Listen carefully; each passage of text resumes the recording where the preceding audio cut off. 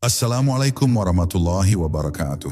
Pernahkah engkau terbangun dari tidur dengan dada yang bergetar, hati yang hangat, dan mimpi yang terasa lebih nyata daripada dunia ini? Pernahkah engkau merasa bahwa ada sesuatu dalam tidurmu yang bukan sekadar bunga tidur, melainkan isyarat, panggilan, bahkan pelajaran dari tempat yang sangat jauh, tapi terasa sangat dekat? Di balik lelapnya mata, ruh kita bisa menempuh perjalanan, menembus batas dunia, naik ke langit rohani, dan menyaksikan cahaya yang tak pernah terlihat oleh mata fisik. Inilah yang disebut para sufi sebagai alam malakut, alam gaib yang menjadi tempat ruh bertemu dengan hakikat. Dalam video ini, kita akan menyingkap rahasia terdalam dari mimpi-mimpi ruhani.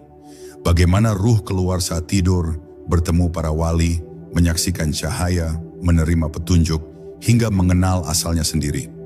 Siapkan hatimu, karena perjalanan ini bukan sekadar tentang tidur, tapi tentang mengenal siapa dirimu dan kemana ruhmu sedang dipanggil.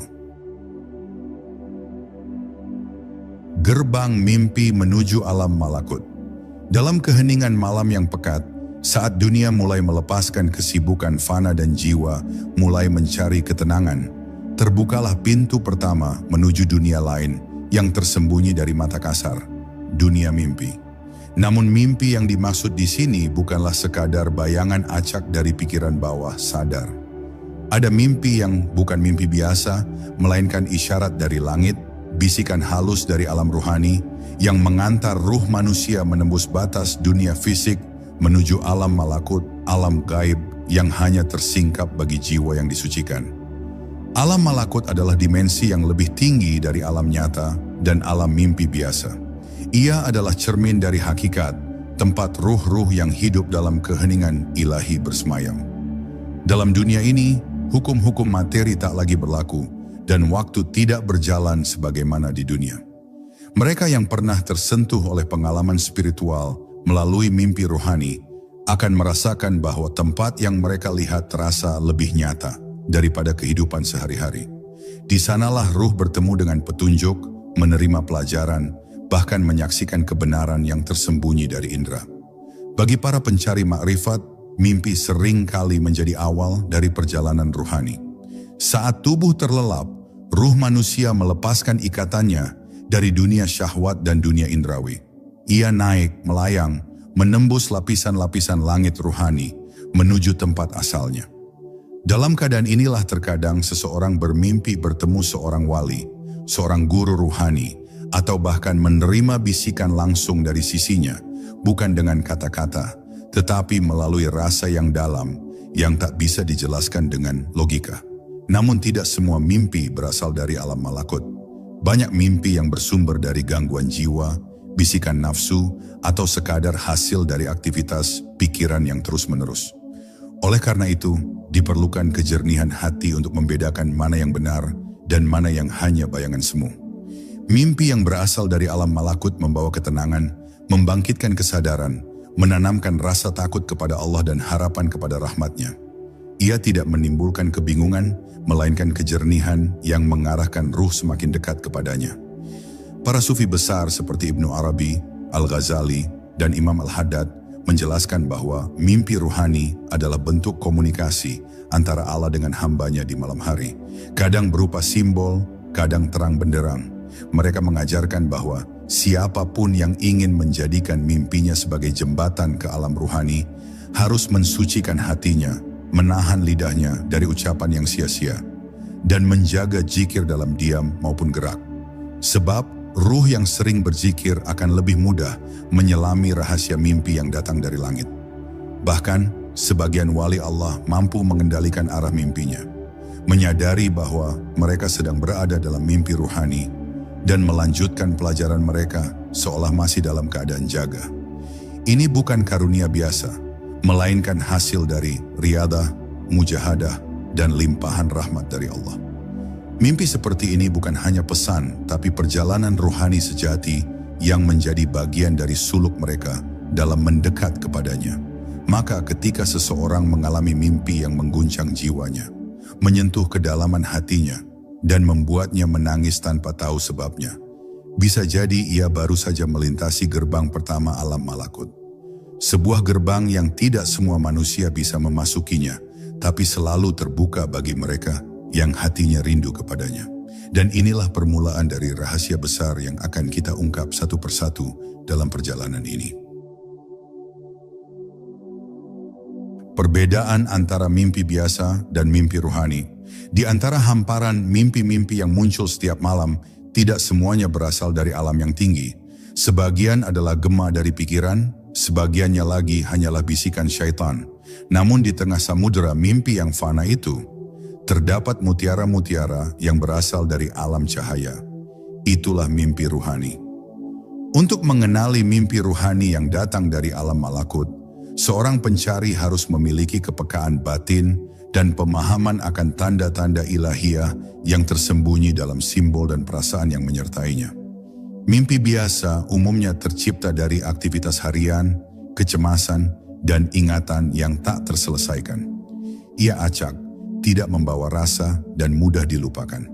Sementara mimpi ruhani membekas dalam dada, menyisakan rasa hening yang dalam, atau bahkan getaran di tubuh yang bertahan lama setelah terbangun.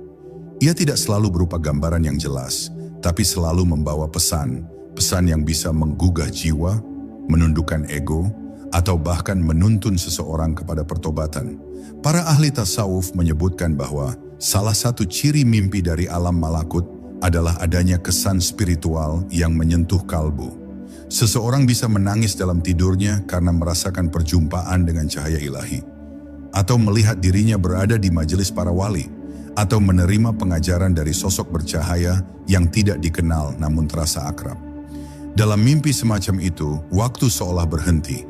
Hati seperti diselimuti kabut bening, dan ketika bangun tak ada lagi yang sama seperti sebelumnya. Namun untuk dapat membedakan dengan tepat, seseorang harus terlebih dahulu mensucikan cermin hatinya. Jika hati masih dipenuhi hawa nafsu, iri, dan dunia yang membebani, maka sekalipun ia mendapat mimpi dari langit, ia tidak akan memahaminya. Seperti kaca yang buram, bayangan yang datang pun akan terlihat kabur. Oleh sebab itu, para sufi memulai perjalanan mimpi ruhani dengan mujahadah, perjuangan melawan diri sendiri, dan muraqabah, pengawasan batin yang terus-menerus terhadap keadaan ruhani. Seringkali, mimpi dari alam malakut datang dalam bentuk simbolik. Seekor burung putih, tangga yang naik ke langit, samudera yang tenang, api yang tidak membakar, atau suara tanpa wujud. Simbol-simbol ini bukan sekadar gambaran acak, tetapi pesan tersirat yang bisa dimaknai hanya oleh hati yang peka. Tafsirnya tidak bersifat mutlak dan tidak selalu bisa dijelaskan secara lisan, karena ia berbicara dalam bahasa ruh yang hanya bisa dirasakan oleh ruh pula. Ada pula yang mengalami mimpi ruhani, tapi tidak sadar bahwa itu mimpi ruhani. Ia meremehkannya, menganggapnya biasa, padahal mungkin itu adalah panggilan dari sisi Allah yang sedang mengetuk pintu hatinya. Inilah pentingnya memperhatikan mimpi dengan penuh adab, bukan sebagai hiburan malam hari, tapi sebagai kemungkinan besar untuk mendapat sentuhan rahasia dari alam gaib. Sebab kadang, satu mimpi dari Allah bisa mengubah seluruh arah hidup seorang hamba. Maka dari itu, perbedaan antara mimpi biasa dan mimpi ruhani bukan sekadar pada isi gambarnya, tapi pada rasa yang ditinggalkan. Mimpi dari alam malakut seperti hujan yang menyirami tanah kering dalam jiwa. Ia tak selalu dimengerti secara langsung, tapi akan tumbuh menjadi kesadaran baru yang perlahan mengubah pandangan, perilaku, bahkan jalan hidup seorang pencari. Disinilah peran guru ruhani menjadi penting untuk menuntun dan memverifikasi pengalaman-pengalaman ruhani agar tidak tersesat dalam bayangan diri sendiri. Ruh yang keluar saat tidur, perjalanan tanpa tubuh. Saat seseorang tertidur lelap, tidak semua bagian dari dirinya ikut terlelap. Tubuh memang diam, tak bergerak, namun ruh memiliki kehidupannya sendiri. Ia bukan makhluk yang dibatasi oleh gravitasi, waktu, atau ruang. Dalam tidur yang dalam, ruh yang telah disucikan dan dibimbing oleh cahaya zikir dapat keluar dari jasadnya dan memulai perjalanan ke alam yang tak bisa dijangkau oleh akal biasa. Alam yang disebut para arif sebagai alam malakut, dunia ruhani yang berada di balik tabir realitas fisik. Dalam Al-Quran Allah menyebut bahwa dialah yang mewafatkan jiwa pada saat tidurnya. Kata wafat di sini tidak berarti kematian total, melainkan pencabutan sementara dari dunia jasmani. Ruh keluar bukan secara mutlak, tapi dalam keadaan setengah terhubung, ibarat benang halus yang tetap mengikat antara jasad dan ruh. Selama benang itu tidak terputus, ruh akan kembali saat kita terbangun. Namun dalam masa itu, ruh bisa menyaksikan pemandangan-pemandangan yang tak pernah terlihat oleh mata terbuka. Para sufi menjelaskan bahwa tidak semua orang mengalami keluarnya ruh saat tidur dalam arti spiritual.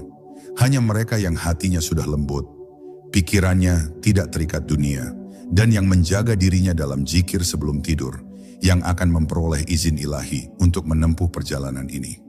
Ruh mereka bisa naik ke tempat-tempat tinggi, mengunjungi dimensi-dimensi langit, bahkan bertemu dengan ruh-ruh orang syaleh yang telah tiada. Semua itu terjadi tanpa tubuh, tanpa kata, tanpa bentuk seperti di dunia ini, namun nyata dalam rasa dan kehadiran yang sulit digambarkan. Kadang perjalanan ini dimulai dari tempat-tempat yang biasa.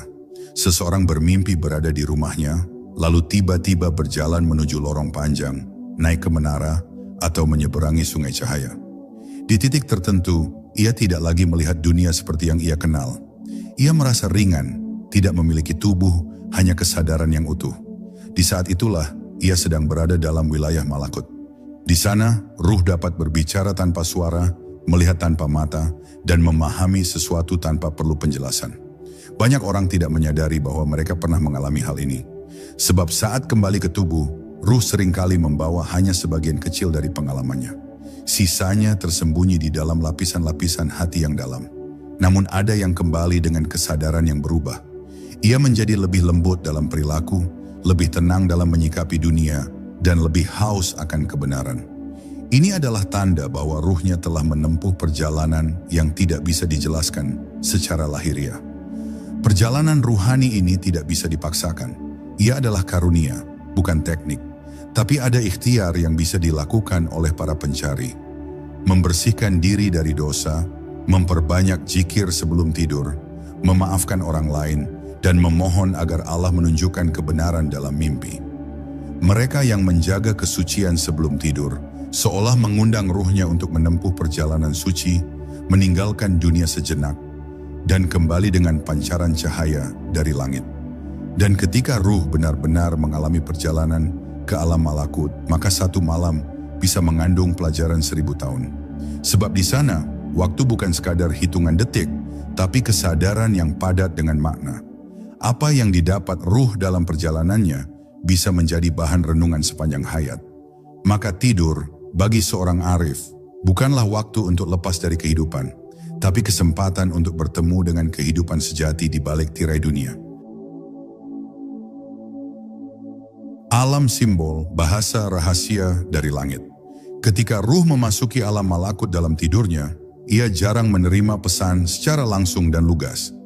Alam itu tidak berbicara dengan bahasa manusia, melainkan dengan lambang-lambang, simbol-simbol halus yang meresap ke dalam kesadaran batin.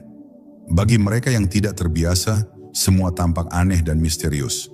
Tapi bagi hati yang jernih, setiap simbol adalah kode ilahiyah yang menyimpan rahasia besar. Ia adalah bahasa langit yang hanya bisa dipahami oleh ruh yang telah lama bersujud dalam keheningan zikir. Mengapa pesan dari malakut tidak disampaikan secara terang? Karena hakikat tidak selalu bisa ditanggung oleh akal manusia. Ada kebenaran yang jika diungkapkan langsung, justru bisa menyesatkan, atau tidak dimengerti oleh ruh yang belum matang. Maka digunakanlah simbol agar ruh menyerap makna melalui rasa, bukan semata logika. Sebab rasa tidak bisa dibohongi. Sebuah tangga dalam mimpi bisa berarti makam spiritual. Sebuah cahaya yang menyilaukan bisa menjadi petunjuk bahwa ruh sedang disinggahi oleh nur ilahi. Simbol-simbol dalam mimpi ruhani tidak sama maknanya bagi semua orang.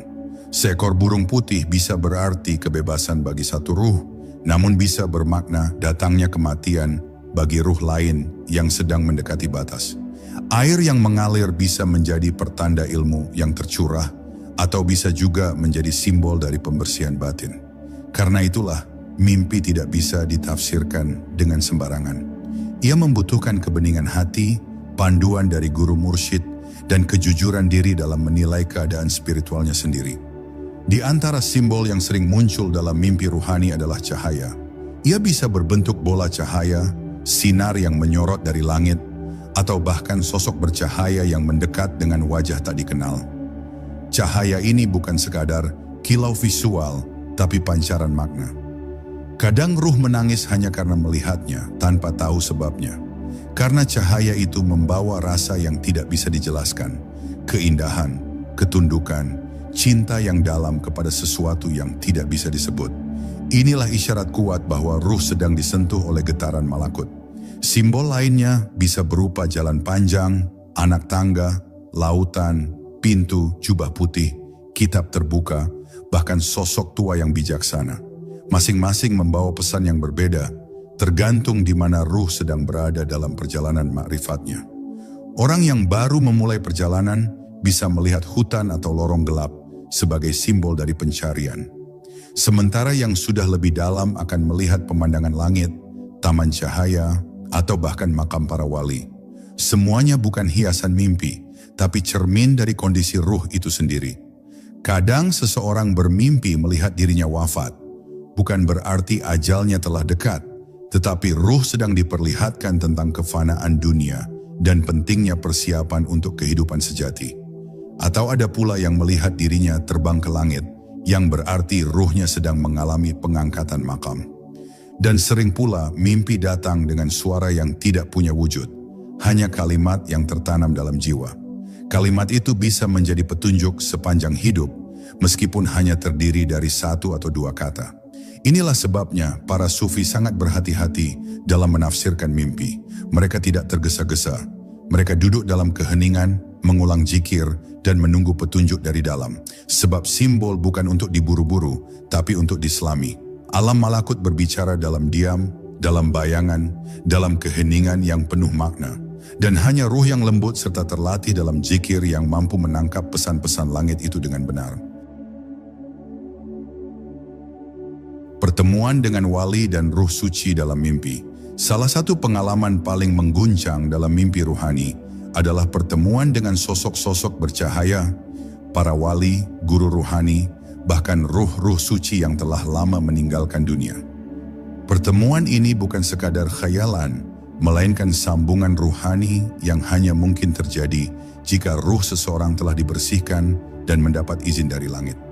Di alam malakut, batas antara dunia nyata dan dunia gaib menjadi tipis, dan ruh-ruh pilihan dapat saling bertemu tanpa harus berada di dunia yang sama. Tidak sedikit para pencari yang dalam tidurnya bermimpi duduk di majelis seorang wali yang tidak dikenalnya. Wajahnya tenang, berjubah putih, cahaya lembut terpancar dari tubuhnya. Kadang mereka tidak berkata apapun, namun kehadiran mereka menyampaikan sesuatu yang tak bisa dijelaskan dengan kata. Ada rasa damai, ketakziman, bahkan tangis yang meledak tanpa sebab.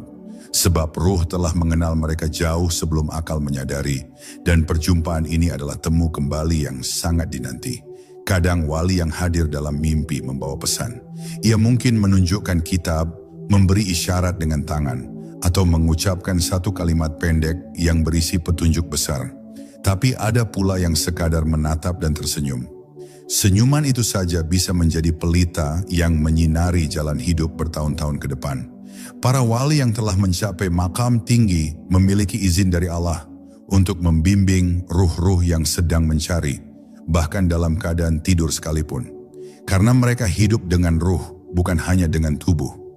Dalam beberapa pengalaman, ruh tidak hanya bertemu satu sosok, tapi berada di majelis besar, seolah di hadapan para mursyid zaman dahulu.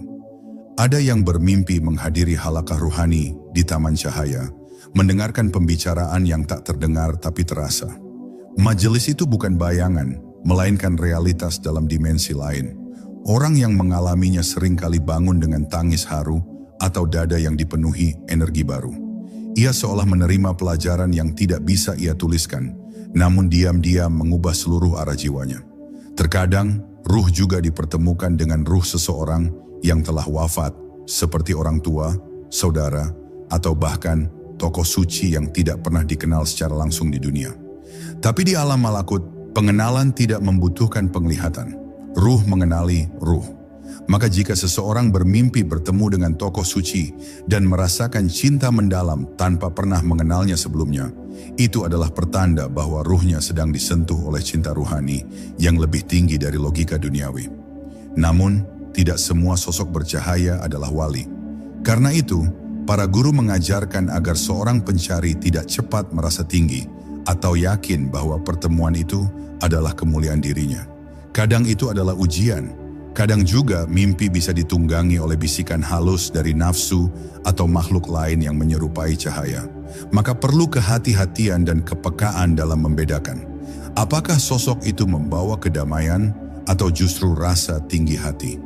Apakah ia mendorong kepada kebaikan atau hanya membuat seseorang merasa istimewa? Para sufi tidak mengejar mimpi, tapi membuka hati agar layak bagi perjumpaan itu. Mereka menyiapkan ruhnya melalui zikir, puasa, tahajud, dan muraqabah. Jika kemudian mimpi membawa mereka kepada para kekasih Allah, maka itu adalah hadiah, bukan tujuan. Mereka merendahkan diri, bukan membanggakan pengalaman, karena hakikatnya setiap pertemuan ruhani adalah bentuk rahmat, bukan pencapaian. Dan di antara bentuk rahmat itu yang paling tinggi adalah ketika ruh dipertemukan dengan ruh-ruh suci yang telah lebih dahulu sampai ke hadiratnya. Zikir sebelum tidur dan kesiapan ruh menyambut malakut. Tidak semua tidur membawa mimpi ruhani dan tidak semua mimpi membawa ruh ke alam malakut. Ada rahasia penting yang telah diajarkan oleh para wali sejak dahulu, bahwa cara kita tidur menentukan kemana ruh kita akan pergi. Tidur bukan sekadar istirahat badan, tapi juga persiapan keberangkatan ruh. Jika hati gelisah, lisan penuh keluhan, dan pikiran dipenuhi dunia, maka ruh akan tenggelam dalam kabut mimpi fana. Tapi jika tidur diawali dengan zikir, doa, dan keikhlasan, maka ruh bersiap untuk naik menembus lapisan alam gaib. Zikir sebelum tidur bukan sekadar ritual, tapi kunci pembuka pintu langit. Ketika seseorang memejamkan mata dengan menyebut nama Allah, ruhnya tertuntun oleh cahaya. Zikir menjadi tali yang mengikat ruh dengan cahaya ilahiyah. Bacaan seperti La ilaha illallah, astaghfirullah, atau Allahumma inni aslamtu nafsi ilaika bukan hanya doa, tetapi kendaraan ruh yang menuntunnya ke arah yang benar. Ruh yang biasa berzikir lebih ringan, lebih mudah naik, dan lebih terbuka untuk menerima isyarat dari langit. Para sufi menjadikan tidur sebagai bagian dari suluk. Sebelum tidur, mereka melakukan wudu, memohon ampun, memaafkan orang lain, dan memperbanyak istighfar. Mereka meletakkan tubuh seperti meletakkan beban dunia, lalu menyerahkan ruh sepenuhnya kepada Allah. Mereka tahu, dalam tidur Allah bisa memberi pelajaran yang tak bisa diajarkan oleh 1000 kitab. Maka mereka tidak tidur dalam kelalaian, melainkan dalam penantian. Penantian akan pertemuan, petunjuk, atau bahkan sekadar rasa damai dari sisinya. Ada adab-adab tidur yang telah diajarkan oleh Rasulullah dan dijaga oleh para ahli ruhani. Tidur dalam keadaan suci, menghadap ke kanan, membaca ayat kursi, dan berserah diri sepenuhnya kepada Allah. Ini bukan sekadar sunnah lahiriah, tapi persiapan ruhani agar ruh tidak tersesat dalam mimpinya. Sebab banyak ruh yang ketika tidur justru digoda syaitan, masuk ke dalam mimpi yang penuh fitnah, dan terjebak dalam simbol yang menyesatkan. Maka persiapan sebelum tidur adalah penjagaan terhadap perjalanan ruh di malam hari. Dalam kondisi suci dan tenang, ruh menjadi seperti burung yang dilepas dari sangkarnya. Ia akan terbang ke tempat-tempat yang sesuai dengan keadaannya. Jika hati penuh dengan cinta kepada Allah, maka ruh akan menuju kepadanya. Jika ruh dipenuhi zikir, maka ia akan bergabung dengan ruh-ruh yang berzikir pula. Maka tidak heran jika para pecinta ilahi terkadang bermimpi bertemu ruh para kekasih Allah, mendengar lantunan zikir dari langit, atau berada dalam cahaya yang menyelimuti seluruh dirinya. Bahkan, para arif menyebut bahwa tidur adalah waktu di mana tabir dunia sedikit tersingkap. Di saat itulah, ruh melihat lebih jernih daripada saat terjaga. Tapi syaratnya satu, ruh harus bersih. Maka para salik yang serius dalam suluknya tidak menganggap enteng malam. Ia tidak tidur dengan pikiran penuh urusan dunia. Ia tidur dengan harap akan perjumpaan. Bukan perjumpaan dengan manusia, tapi perjumpaan dengan makna, dengan cahaya, dan dengan rahasia yang mungkin disingkap dalam ketenangan malam. Jika seorang hamba terbiasa menjaga zikir sebelum tidur, lama-lama hatinya akan semakin peka. Bahkan sebelum ia terlelap, ruhnya sudah mulai mendaki. Kadang ia hanya tidur sebentar, tapi merasa seperti menempuh perjalanan jauh. Kadang pula ia bangun dengan hati yang penuh haru, seolah baru saja kembali dari perjumpaan suci. Itulah karunia dari menjaga kesucian tidur. Bukan hanya tubuh yang istirahat, tapi ruh yang menempuh perjalanan agung, menembus batas dunia, menuju alam malakut yang hanya bisa disaksikan oleh ruh-ruh terjaga. Cahaya, suara, dan ruang aneh dalam mimpi ruhani. Dalam perjalanan mimpi ruhani, ruh kadang menemukan dirinya berada dalam tempat-tempat yang aneh namun penuh makna. Ruang yang tidak bisa dibandingkan dengan tempat di dunia, namun terasa begitu nyata dan akrab. Inilah ciri khas dari alam malakut.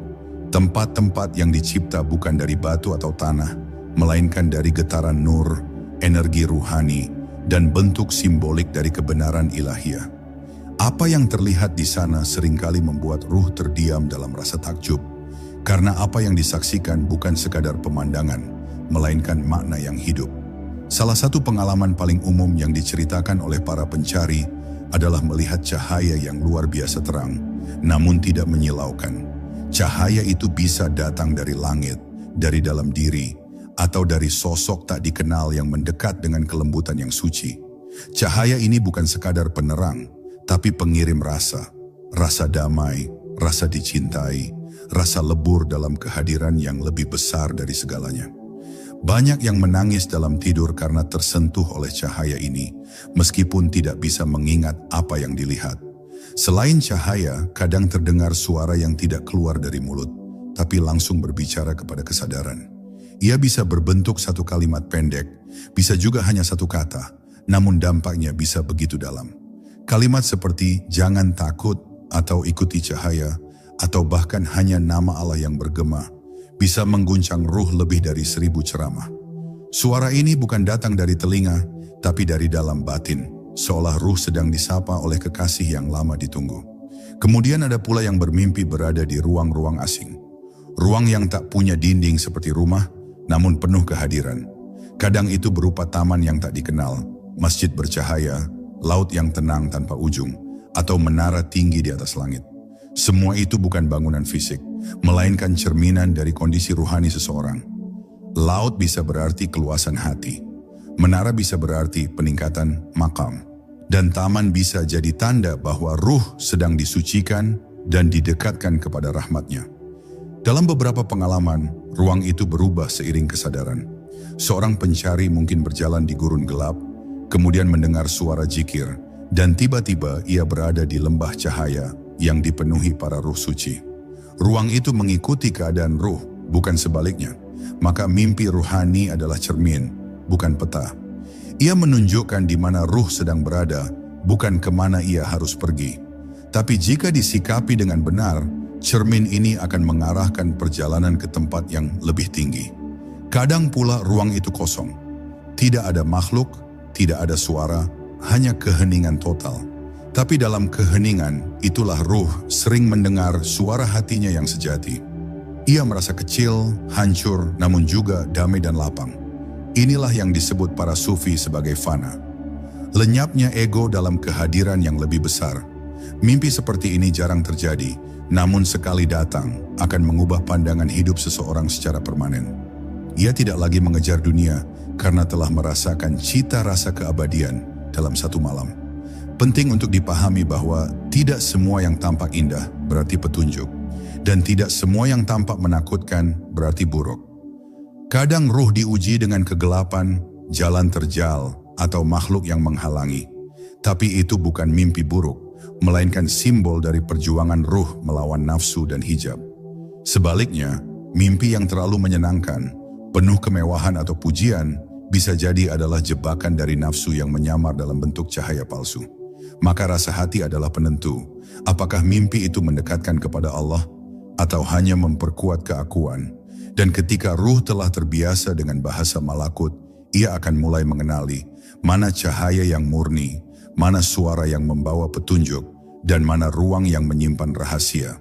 Mimpi tak lagi sekadar bunga tidur, tapi menjadi taman zikir, ruang pelajaran, dan cermin dari maqam yang sedang ia daki. Inilah keindahan perjalanan ruhani. Meski dalam tidur, ruh tetap berjalan. Ia tidak diam, tidak tertidur. Ia menyelami kedalaman alam, mencari makna, dan perlahan-lahan mendekat ke hadirat yang abadi. Ujian rohani dalam mimpi antara cahaya dan bayangan. Mimpi yang datang dari alam malakut bukan selalu indah dan menenangkan. Dalam perjalanan rohani, mimpi juga bisa menjadi ujian. Sebagaimana dunia ini adalah medan ujian bagi tubuh dan akal, maka alam malakut adalah ladang ujian bagi ruh. Di sana ruh akan diperlihatkan sisi-sisi terdalam dari dirinya, termasuk yang tersembunyi, termasuk yang belum dibereskan. Maka jangan heran jika seorang pencari yang tulus justru mengalami mimpi yang tampak menakutkan, membingungkan, atau menyesakkan. Bisa jadi itu adalah isyarat dari langit untuk membersihkan lapisan terdalam dari jiwanya. Ada mimpi di mana seseorang dikejar, jatuh, atau masuk ke dalam kegelapan. Tapi itu bukan karena gangguan semata. Bisa jadi ruh sedang diperlihatkan bagaimana ia masih dibebani oleh dosa-dosa yang belum disadari, oleh nafsu yang tersembunyi, atau oleh perasaan yang belum benar-benar dilepaskan. Mimpi-mimpi seperti ini bukan untuk menakut-nakuti, tetapi untuk menggugah. Ia datang bukan sebagai hukuman, tapi sebagai pelajaran. Karena terkadang, apa yang tak mampu disadari saat terjaga, akan ditampakkan dalam mimpi oleh rahmat-Nya yang tersembunyi. Sebaliknya, ada juga ujian dalam bentuk mimpi yang terlalu indah. Ruh merasa terbang, dipuji oleh banyak orang, atau duduk di singgasana cahaya. Sekilas tampak seperti mimpi ruhani, tapi jika perasaan setelah terbangun dipenuhi rasa bangga, tinggi hati, atau merasa lebih suci dari yang lain, maka bisa jadi itu adalah tipu daya halus dari nafsu atau jin yang menyamar dalam bentuk indah. Para guru ruhani mengajarkan bahwa ujian paling halus adalah yang datang melalui pujian batin, karena ia menggoda ruh untuk merasa cukup, padahal belum sampai. Maka dalam menyikapi mimpi ruhani, seorang salik tidak boleh cepat puas ataupun takut.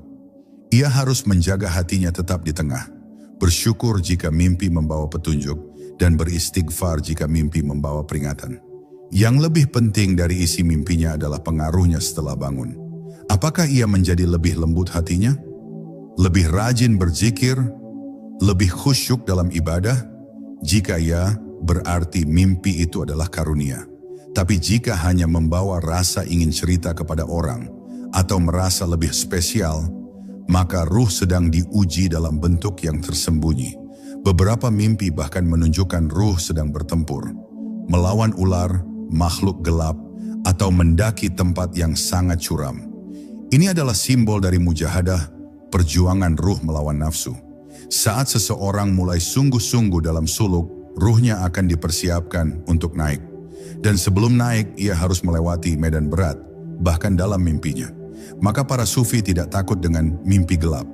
Mereka tahu itu bisa menjadi bagian dari pembersihan. Sebab hanya ruh yang telah melewati ujian yang pantas menerima cahaya yang lebih tinggi.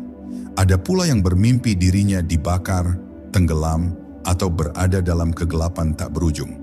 Namun saat bangun, ia merasa ringan, tenang, dan damai.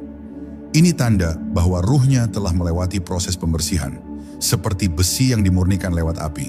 Kadang ruh harus dibakar dulu dalam mimpi agar ego-ego yang tersisa bisa luruh. Maka jangan langsung menilai mimpi dari bentuknya. Nilailah dari rasa setelahnya dan perubahan ruhani yang ia tinggalkan. Disitulah letak makna sejatinya. Dan yang terpenting, setiap ujian dalam mimpi adalah bukti bahwa Allah sedang mendidik hambanya. Allah tidak membiarkan ruh seorang pencari berjalan tanpa arah. Bahkan dalam tidur pun, Dia tetap membimbing, menegur, dan mengarahkan. Maka siapapun yang mengalami mimpi-mimpi yang mengguncang jiwa, jangan takut. Hadapilah dengan zikir, dengan istighfar, dan dengan syukur.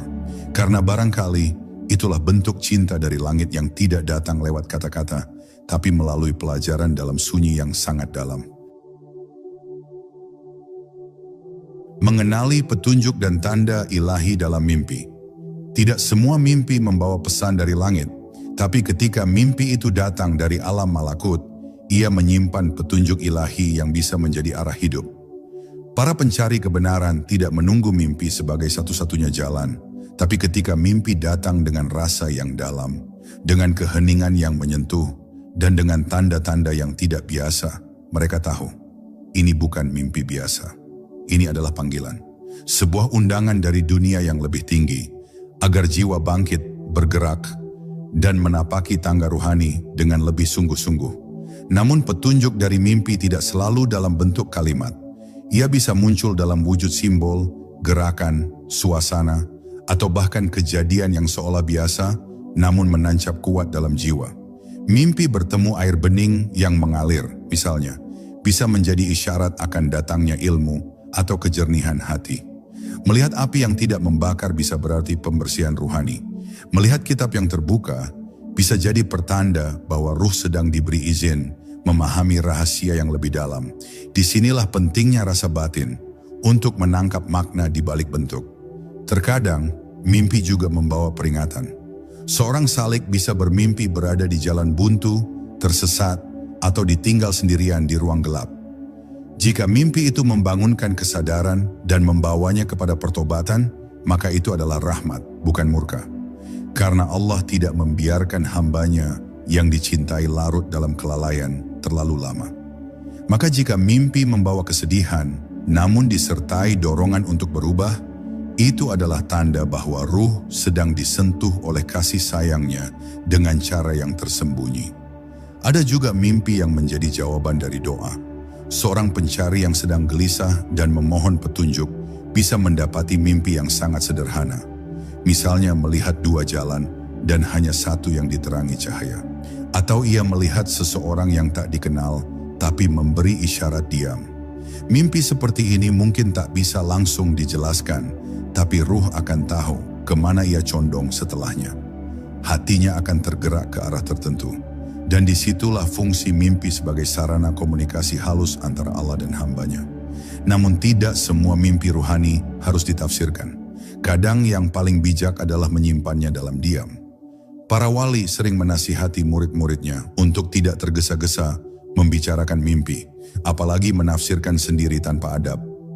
Karena ada mimpi yang menjadi rahasia antara ruh dan Rabb-nya. Ia bukan untuk dipublikasikan, tapi untuk direnungkan. Kadang maknanya baru muncul bertahun-tahun kemudian saat hati sudah cukup matang untuk menerimanya. Maka kesabaran dalam menyikapi mimpi adalah bagian dari kebijaksanaan ruhani. Di antara tanda mimpi dari malakut adalah ia memperkuat zikir, mempertebal iman, dan memperdalam rasa takut serta cinta kepada Allah. Jika mimpi membuat seseorang lebih taat, lebih khusyuk, lebih rendah hati, maka ia adalah mimpi yang membawa petunjuk. Sebaliknya, jika mimpi membuat seseorang merasa lebih mulia, lebih tinggi, dan ingin bercerita ke banyak orang, maka ia harus berhati-hati.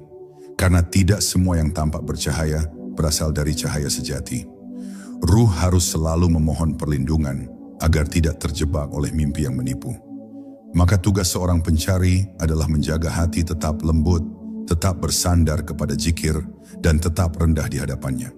Jika petunjuk datang lewat mimpi, terimalah dengan syukur. Jika belum datang, teruslah berjalan dalam zikir dan ikhlas. Karena yang dicari bukanlah mimpi itu sendiri, melainkan Allah. Dan jika Dia berkehendak, Dia bisa membimbing hambanya bahkan dalam keadaan tidur. Karena Dia adalah Ar-Rahman, yang tidak pernah berhenti menunjukkan jalan bagi siapapun yang sungguh-sungguh ingin kembali kepadanya. Mimpi sebagai jalan makrifat saat ruh mengenal asalnya. Pada puncak perjalanan ruhani dalam mimpi, seseorang tidak lagi sekadar melihat simbol, tidak lagi hanya menerima petunjuk. Ia mulai merasakan satu getaran yang tak bisa dijelaskan, perasaan pulang. Ruh yang telah menempuh berbagai tahapan ujian, penyucian, perjumpaan, dan pencerahan dalam mimpi ruhani, akhirnya akan sampai pada titik di mana ia tidak lagi mencari bentuk-bentuk, tapi langsung mencicipi kehadirannya. Inilah makom tertinggi dari pengalaman mimpi dalam alam malakut. ketika ruh mulai mengenal asalnya dan Tuhannya sekaligus. Di momen ini, mimpi bukan lagi sekadar mimpi. Ia menjadi seperti cermin yang jernih, memantulkan cahaya hakikat yang tak tertutupi oleh dunia dan ego. Ruh akan merasakan dirinya menyatu dengan sesuatu yang lebih besar, lebih dalam, dan lebih luas dari segala yang pernah ia tahu. Ia merasa seperti dihancurkan, namun bukan oleh ketakutan, melainkan oleh keindahan yang sangat halus. Inilah kondisi fana dalam mimpi, saat ruh luluh dalam zatnya, tak mengenali lagi dirinya sendiri, selain sebagai hamba yang tenggelam dalam samudera makrifat. Kadang perasaan itu hadir dalam bentuk mimpi sederhana, berdiri sendirian di tengah cahaya, terbang ke langit tanpa tujuan, atau berada dalam keheningan sempurna yang tak menyisakan ruang bagi pikiran. Tapi rasa yang tertinggal setelahnya jauh lebih dahsyat dari apapun. Tidak ada kebingungan, tidak ada keterikatan, hanya kesadaran murni bahwa seluruh pencarian selama ini bukan untuk menemukan sesuatu di luar, melainkan untuk kembali mengenal siapa dirinya yang sejati. Ruh dari sisi Allah yang telah lama merindukan rumahnya. Pada tahap ini, ruh yang telah dilatih melalui mimpi-mimpi ruhani akan mulai membawa kesadaran itu ke dalam dunia nyata. Ia akan berjalan di bumi, tapi hatinya berada di langit. Ia akan bicara dengan manusia, tapi jiwanya terus bersambung dengan getaran samawi. Mimpi tidak lagi sekadar pengalaman malam hari, melainkan menjadi sarana penyambung antara alam dunia dan alam ketuhanan. Dan siapapun yang ruhnya telah sampai pada makam ini, hidupnya akan menjadi pantulan dari cahaya yang pernah ia saksikan dalam tidur. Namun para wali selalu mengingatkan bahwa jalan ini tidak berakhir di sana. Justru ketika ruh mulai mengenal asalnya, ia akan diuji lebih dalam dengan keikhlasan, kesabaran, dan kerendahan hati yang lebih halus. Karena fitnah terbesar dalam perjalanan ruhani bukan lagi dunia, tapi merasa sudah sampai. Maka ruh yang telah mengenal akan kembali turun untuk menyembunyikan apa yang ia tahu, agar tidak terjebak dalam kesombongan ruhani. Ia menjadi hamba sejati, tak dikenal di bumi, tapi dikenal di langit. Mimpi-mimpi ruhani bukanlah bukti kehebatan, tapi pertanda bahwa Allah masih ingin membimbing. Maka tugas seorang salik bukan mengoleksi mimpi, tapi menjaga amanah dari mimpi itu, memperbaiki akhlak, memperkuat zikir, dan menanamkan cinta kepada Allah dalam setiap detak nafasnya. Dan ketika ruh telah terbiasa menyatu dalam zikir, bahkan mimpi pun akan terus berzikir. Ia tidur dalam zikir, bermimpi dalam zikir, dan bangun dalam zikir. Maka seluruh hidupnya menjadi kesatuan ibadah yang tak terputus. Pada akhirnya mimpi dalam alam malakut adalah jalan yang hanya bisa dilalui oleh mereka yang bersungguh-sungguh mencari Allah, bukan sekadar keajaiban. Ia bukan jalan bagi yang ingin tahu lebih banyak, tapi bagi yang ingin lebur lebih dalam. Ia tidak diberikan kepada mereka yang sekadar ingin istimewa, tapi kepada ruh-ruh yang siap dibimbing. Bahkan jika itu berarti hancurnya ego, runtuhnya ambisi, dan tenggelamnya seluruh kehendak pribadi di hadapan kehendaknya. Mimpi ruhani, panggilan dari rumah asal. Dalam tidur yang dianggap banyak orang sebagai waktu beristirahat, Allah justru membukakan pintu-pintu langit bagi hambanya yang terpilih. Mimpi bukanlah akhir dari perjalanan, melainkan jembatan antara dunia dan alam yang lebih tinggi. Dalam mimpi, ruh bisa belajar, bisa diingatkan, bisa diperingatkan, dan bisa dipanggil pulang untuk sejenak mencicipi rasa yang tak bisa dibawa oleh lidah. Rasa kembali kepadanya. Semua mimpi yang datang dari malakut adalah bentuk kasih sayang. Bahkan yang tampak menakutkan bisa jadi adalah panggilan lembut dari Allah agar kita kembali menata diri. Maka jangan abaikan mimpi yang menyentuh. Jangan sombong dengan mimpi yang indah. Dan jangan kecil hati dengan mimpi yang mengguncang. Selama ruh masih mau kembali kepadanya, maka setiap mimpi bisa menjadi jalan pulang. Dan pada akhirnya, yang paling penting bukanlah seberapa sering kita bermimpi, tapi seberapa besar kita berubah karena mimpi itu. Apakah hati kita lebih dekat kepada Allah? Apakah lidah kita lebih ringan berzikir? Apakah kita lebih lembut kepada sesama, lebih jujur kepada diri sendiri, dan lebih tulus dalam ibadah? Jika iya, maka mimpi itu adalah karunia. Tapi jika tidak, maka kita belum memahami maknanya. Semoga kita semua termasuk hamba yang tidak hanya bermimpi, tapi juga terbangun karena mimpi. Terbangun dari kelalaian, menuju kesadaran. Terbangun dari tidur dunia, menuju bangkitnya ruh dalam cahayanya. Karena mimpi ruhani bukan akhir, melainkan awal dari pertemuan sejati dengan Sang Maha